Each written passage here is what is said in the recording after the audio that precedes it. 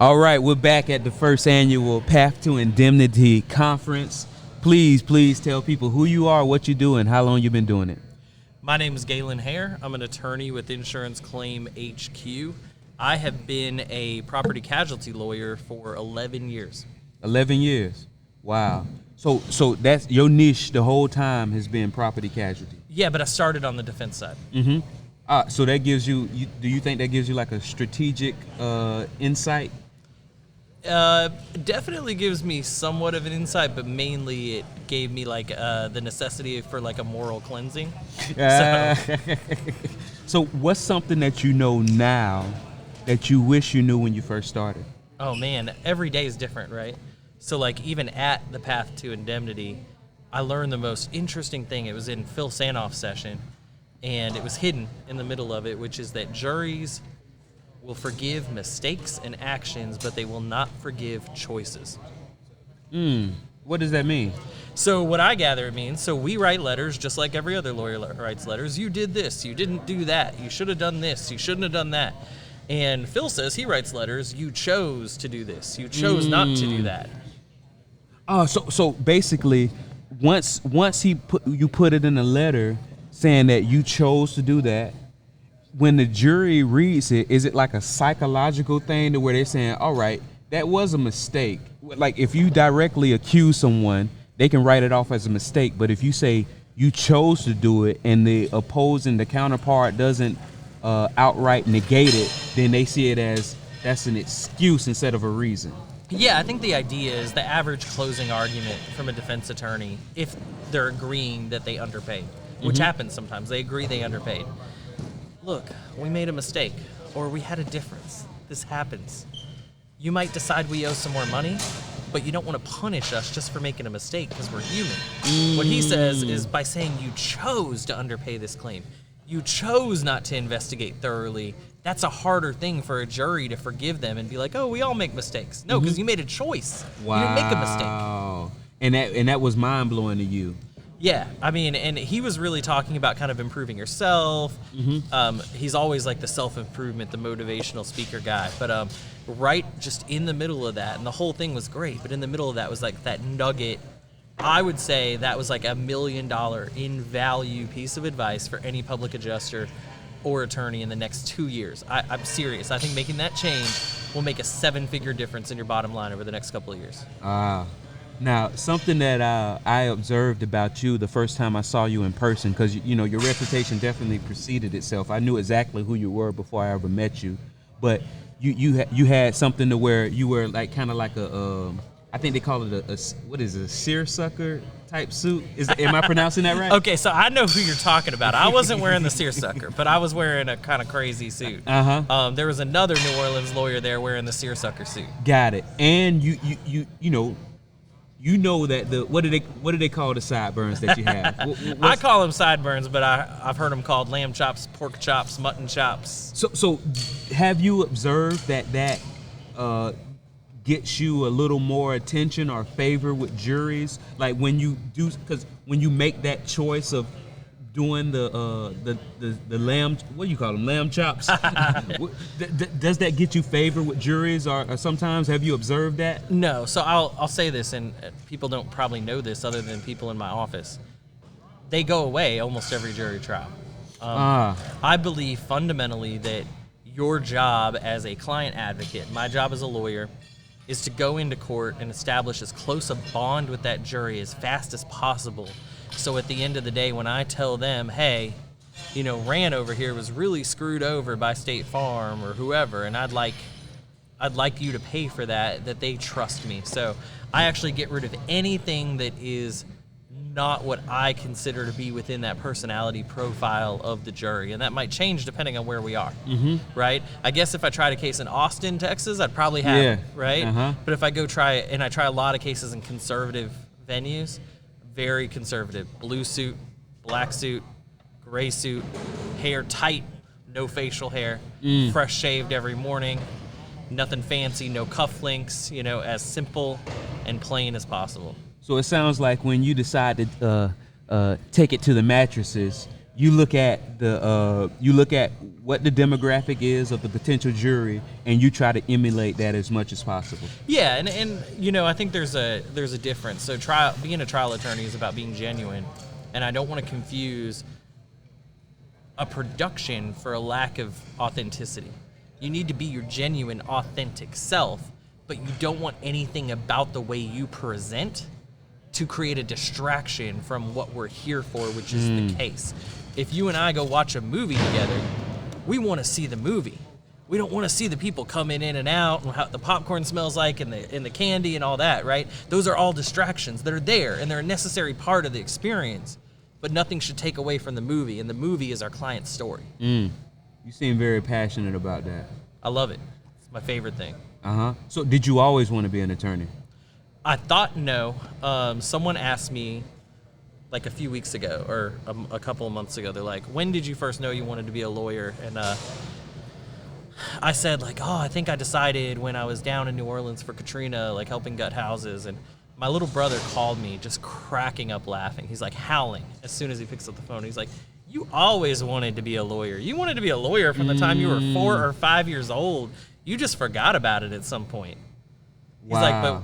He's like, but I was 2 years old and you were talking about how you wanted to be a lawyer. You just put it away when you became a teenager. Why do you think that happened? So it sounds like your brother, he like, hey man, I was there. I saw you watching episodes of Matlock. Oh yeah, he called me out. He called me out. He's like, you watched every lawyer movie, every lawyer TV show. It's all you wanted. And then just one day you were like, because I studied opera like in my undergrad. He's like, then one day you just showed up and you're like, I'm going to be a classical musician. And I was like, okay. Like, I'm sure you'll be in law school in a few years. And apparently I was, but I didn't remember that ever. Do you find that your undergrad in opera, does any of the skill sets you learned during that assist you now as an attorney?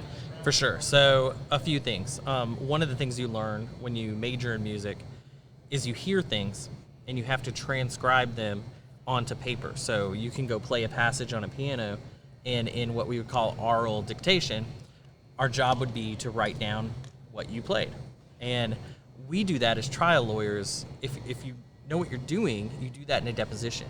So when you and I talk, if I'm deposing you, in my head, I'm writing a transcript and I'm looking at how it's going to read, because if it's not going to read the way I need it to, I need to go back and ask that question again or get you to give me a better answer. So that's skill 1. Skill 2 is all opera is telling a story. And skill 3, which I don't think I've ever talked about in a professional context, is I used to have terrible stage fright, like go in the back and throw up before I went on stage fright, and getting over that, I believe, had I not gone through all the training I went through musically, because I got to study with some of the best people on music psychology in the world. One guy, his name's Aaron Williamon out of London. I believe had I not done that, I would not be able to stand in a courtroom today. Wow. So you push through when most people at that moment, to have stage fright to the point of throwing up means I'm not going on stage. But for you, you just said, all right, I threw up. It's over. Now let's go kill. Well, yeah, and that sounds cool when you say it like that, but it's not a choice, right? Like, that's what I was there for. What was I going to do? Fail out of school, or was I going to get on stage? But it wasn't comfortable. It wasn't fun. It sucked. And I was lucky enough that I was at a place where I had all these resources to kind of help me work through that. And a lot of us don't have that, you know? So I got to the point where I would be shaking and unable to move, to the point where I could close my eyes, take a deep breath, and go, right? And now that's exactly how court is. I close my eyes, I take a deep breath, and I start my argument. How about it? The only opera song the segment of opera that I know is from an episode of Seinfeld where he goes, Nichi Paleaggio. Is that like a famous? I believe so, yeah. I think that's an old Italian art song. There you go. Because it seems like, at least from what I've observed, it seems like all opera is in another language. Or has that changed? Oh, that's drastically changed. So obviously, opera is an old form of expression, of musical expression. So English was not the original language, but you have operas in German, Russian, French, Italian, plenty of English, Spanish. It just depends, and more operas being written in English every day. Of course, lots of English translations of foreign language operas as well. So it's a universal. It's actually really, really accessible to people nowadays, especially post-COVID, because a lot of these big opera houses are really struggling financially. So they've started to make things available to the masses via like live streaming or pre-recorded performances. Bringing in people who probably typically didn't know that they even like opera, but they're... Yeah, because I mean, look, it's pretty cool. Like I went to a performance of Don Giovanni in London, and it was a very alternative, like avant-garde performance, right? You don't realize the stuff that is in some of these operas, okay? Like Don Giovanni, there's a rape scene. There's a rape scene. But you don't realize it's happening. Yeah, if you don't know the language or study it, you don't realize there's a rape scene, okay? Yeah. And by the way, that song that happens during this rape scene, all these lovely young ladies love to walk down the aisle to that song or play it. But they don't know what's happening. No, it's fundamentally inappropriate, right? Wow. It's fundamentally inappropriate. They did it. Like on stage, they did this rape. Like it wasn't... Normally, it's like downplayed, like ha ha ha, chasing each other around the stage. No, they like went for it, right? So it is, if you like gore, guts, and inappropriateness, like that's there. If you like really pretty, beautiful, colorful like productions, that's there.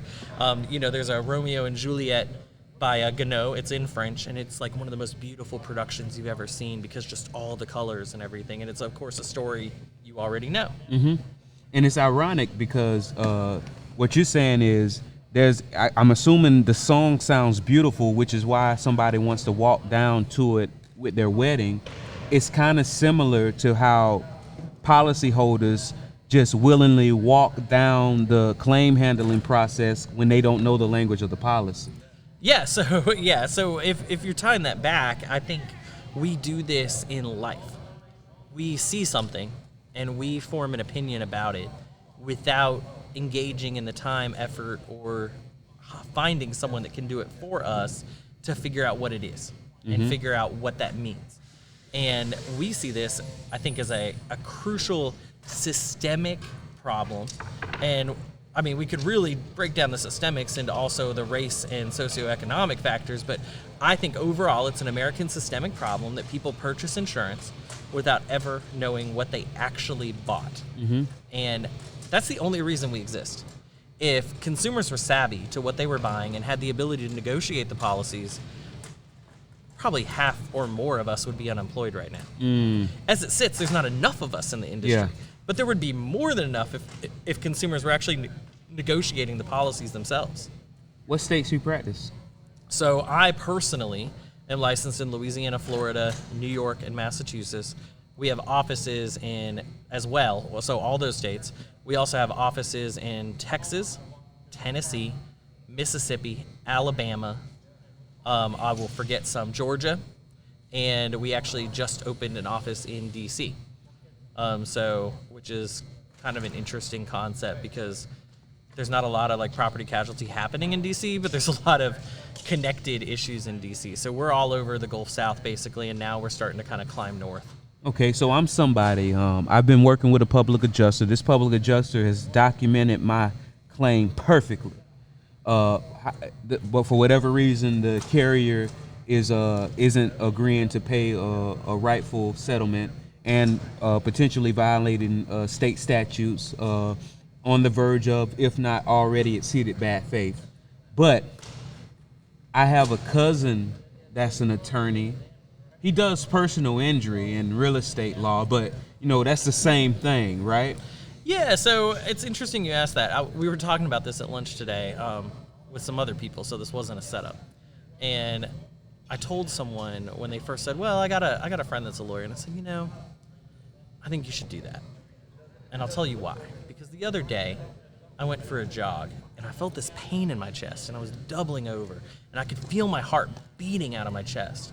Man, I was so terrified. I was like, I know I'm going to have a heart problem now. I'm getting old. I don't watch what I eat. So I went to an orthopedic surgeon to find out what was wrong with my heart. And, they look at me really weird. And I said, that's what you're doing. When you go to a divorce lawyer or you go to a personal injury lawyer, those are good lawyers. There's nothing wrong with those lawyers of that area of law. They might be the smartest people you've ever met. They might be geniuses compared to me, but they don't do this work. Mm-hmm. And if you knew you had a problem with your heart, you would go to a cardiologist. If you knew you had a brain tumor, you sure as heck would go to a brain surgeon. So let's not call all lawyers the same, because it's not fair to you as the consumer.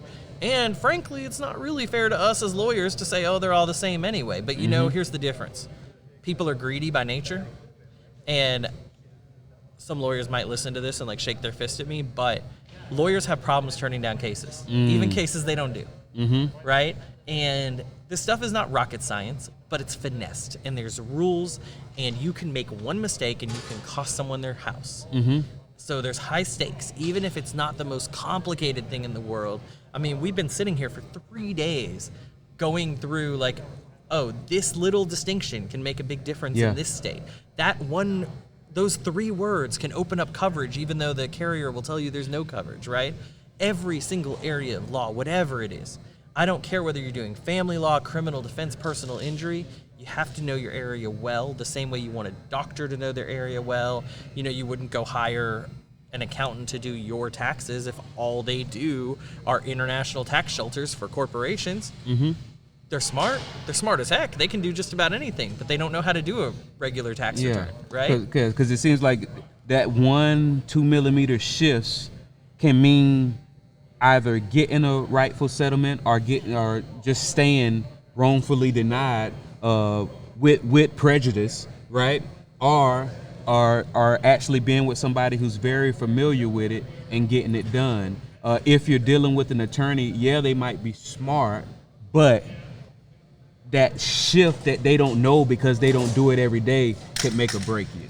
Yeah, I mean, here's the biggest myth in the world. I will hire an attorney. The attorney will write a mean letter, and my insurance company will write a check. That has never worked, at least in the last 10 years. Not for me, but I would hazard a guess that it didn't work for anyone. Now, some of you may say, oh, no. I have an example where I sent this claim to this lawyer, and this lawyer wrote a letter, and the check came. They didn't write the check because the letter was mean. They wrote the check because the letter pointed out some obligation the carrier had, other than pay me, that the carrier had failed to do so. And that's the difference, is you need to find a lawyer that's going to know what that obligation is, why that obligation exists, how they failed to meet it, or as Phil Sanoff would say, how they chose not to meet that obligation, and why as a result now they need to write a check. It's very interesting. One last question, Galen. Thank you. I think most people know what path means in general, right? And most people in or around our industry knows what indemnity means, to put back to where you were, to be made whole. When you hear the phrase path to indemnity, what's the first thing that comes to your mind? So I see it differently. What I see it as is we as insurance professionals and even insureds, we have an ultimate goal. And that ultimate goal is what we call indemnity. But all that means is getting restored to your pre-loss condition, less deductible, right? But it's something more than that. It's restoring your life. It's restoring your emotions. It's restoring everything that's bothered you about this process and beginning the physical, financial, and emotional recovery, all right? So all we're talking about here for the last 3 days, and all we've been talking about, is how can we get there quicker, easier, more effectively, and as a group. And I would say, forget whether it's a first-time conference or a 10th-time conference, the value that was here educationally eclipsed some of the very, very good, very established, and very well-organized conferences I've been at in the past. Leaps and bounds. And there's only one reason that happened, because every speaker that got up there left it on the stage. They didn't get up there to say, hire me, I'm an awesome lawyer, I'm an awesome PA, I'm the best contractor in the world. They said, I think I know this thing that some of these other people in the room don't know, and I'm going to tell you everything I know about it right now, and hopefully you'll take something away from it. Perfect. Once again, man, tell the people who you are and how to get in touch with you. Yeah, so Galan Hair, policyholder attorney for Insurance Claim HQ. If you need anything, we have a 24-hour number, 844-CLAIM-84, or you can go to insuranceclaimhq.com. And look, if you need help, you can call. We'll get you signed up, whatever. But if you just need to chat, leave a message, and I'll get back with you personally. Galan Hair, and it's not just it's very ironic that he just happens to have amazing hair. Thank you so much, Galan. Appreciate you, man. it.